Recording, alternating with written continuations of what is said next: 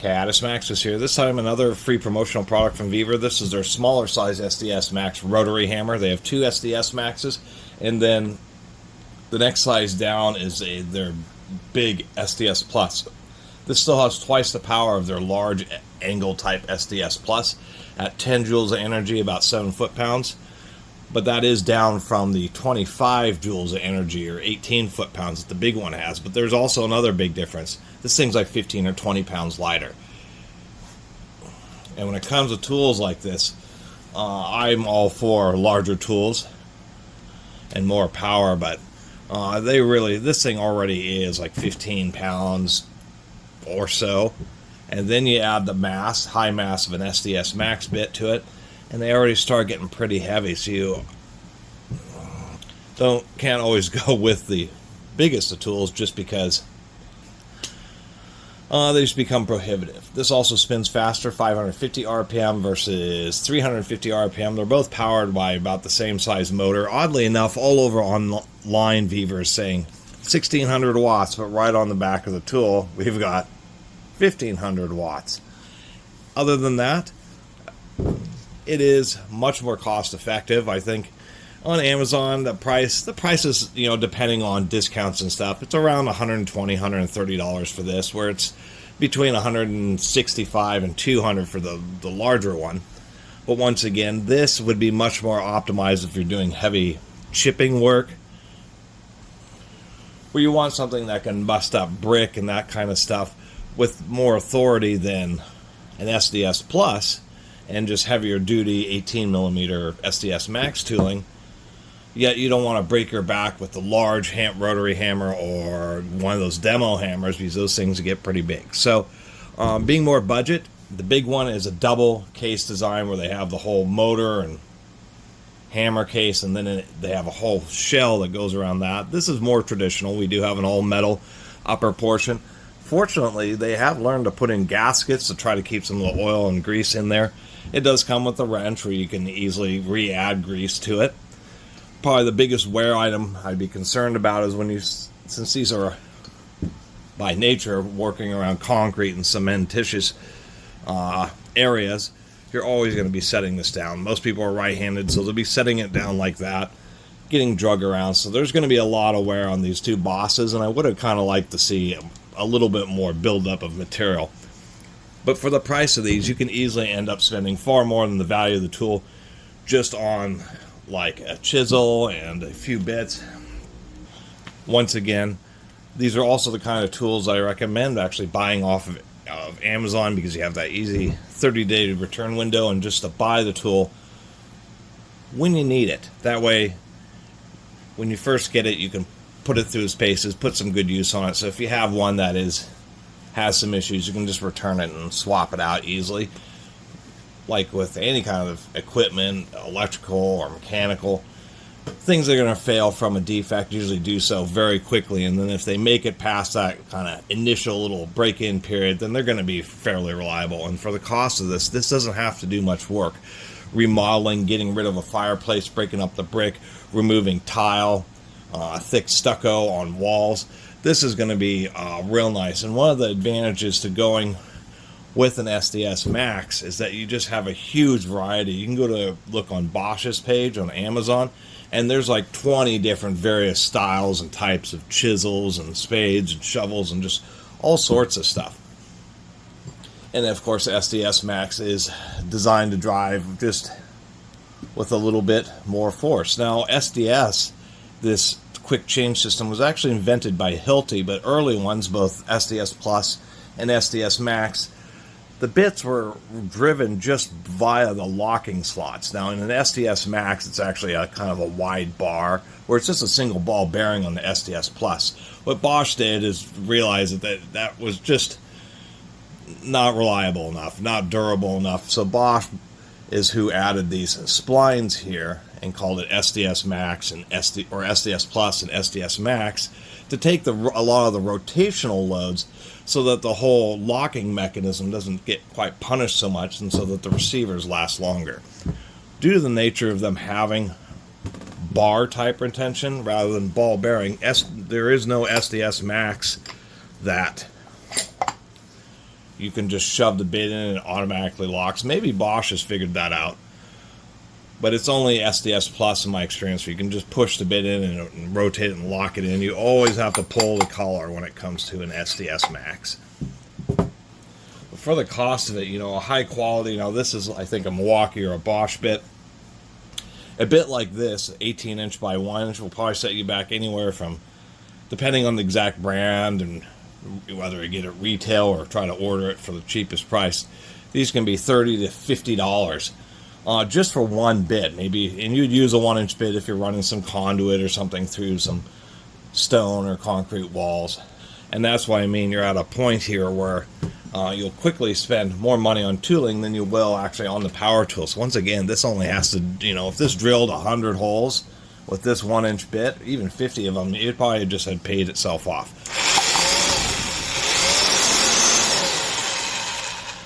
Now, only kind of more premium of like the Bosches and the DeWalt's have a drill-only mode, and it's kind of a thing when it comes to SDS Max hammers, is they treat a drill-only mode, which is just like a standard on SDS Plus. Almost all but the cheapest of SDS Plus rotary hammers will have a hammer drill mode, a hammer-only mode, and a rotary mode.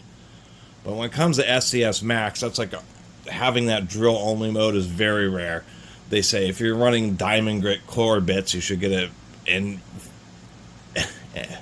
of the scale that you'd use a SDS Max rotary hammer for, you should just get a diamond core rig. Otherwise, what they do is they make rotary hammer compatible hole saws, widely varying in sizes. Some of them get huge, up to 6 inches. They have carbide teeth. They're coring bits made for hammering, and they're not the diamond grit, they're the carbide tooth. Anyway, it does have a light just to let you know that it is active or plugged in. Oddly enough, on their bigger hammer, they omitted the light, but it does have a dial variable speed. So there's our lowest speed.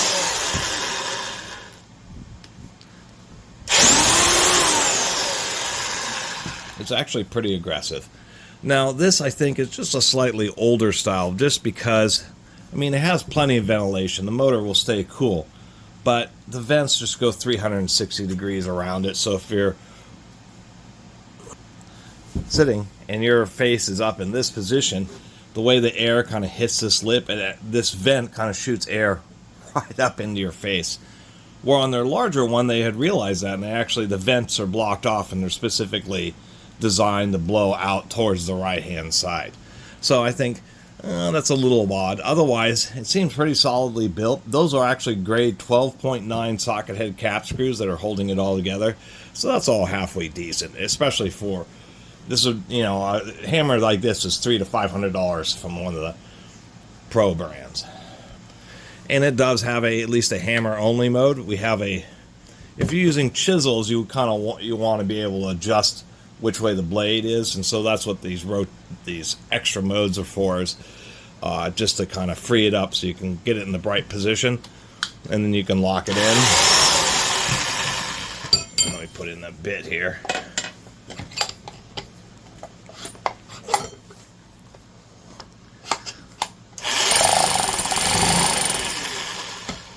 And with 10 joules of energy, it actually hits pretty hard, even on low. Kind of stiff to work against the spring pressure when you actually put it into the hammer mode, because it's using a spring to separate the drive clutch. And it is true with the other brands like the DeWalt's and Bosch's, they have like rotary hammer versions, and then they have hammer only versions, which are a little bit cheaper and they're a little bit lighter because they omit the whole gearing system and everything to make it, you know, rotate while hammering. It does come with a case. I always criticize these tools in their cases. You know, they're kind of ill-fitting. This one already has a big gap. I mean, they'll work for a short time or for a weekend wear just to kind of keep things organized. Otherwise, I don't usually keep these cases because they're really bulky.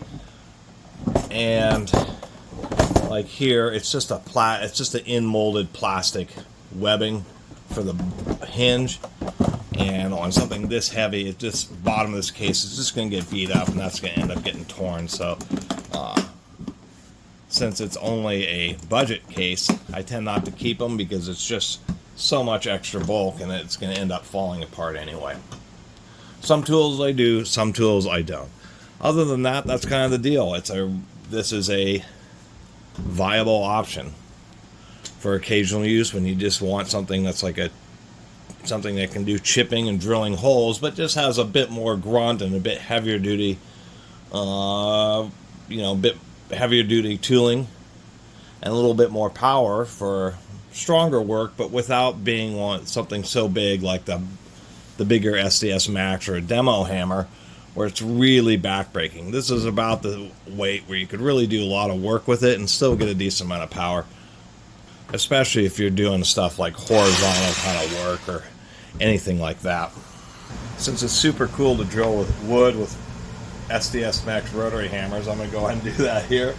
On its maximum power setting, I'm going to drill all the way through, but even in the less, I mean, this will probably go about as fast through any concrete as it does through wood.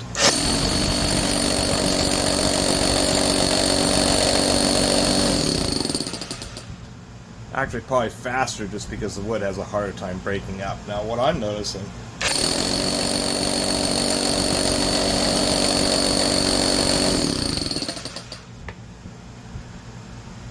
is with this bit, which is particularly, well, I don't know if you can see that, particularly blunt, I mean optimized for drilling cement, that it's not cutting into the wood as well as the bigger one. The bigger one just hit so hard it really broke apart the material. And smaller bits with one wedge tend to bite in better. It's just kind of interesting that with this bit and this level of power, it actually has a harder time getting through the wood. You either need, it's surprising that the much more powerful hammer, maybe not so surprising, makes so much more progress. You can feel it definitely hits pretty hard. Of course, I realize I'm a total idiot, and this is the hole. Oh, come on, camera. This is the hole I drilled with that big hammer using one of these, an 18mm bit. It's a cheaper bit. It has I don't know why this camera won't focus anymore. There we go. This has a much sharper edge on it, not designed like that big 1-inch bit, which has a long-lasting edge. So actually, how far this got, considering the geometry of that bit I just used, and it's 1 inch, isn't too bad. So now let's actually do a more direct comparison of the same 18mm bit that I made that hole with. And we ought to have, plus better geometry for this kind of work. It'll probably make real fast progress.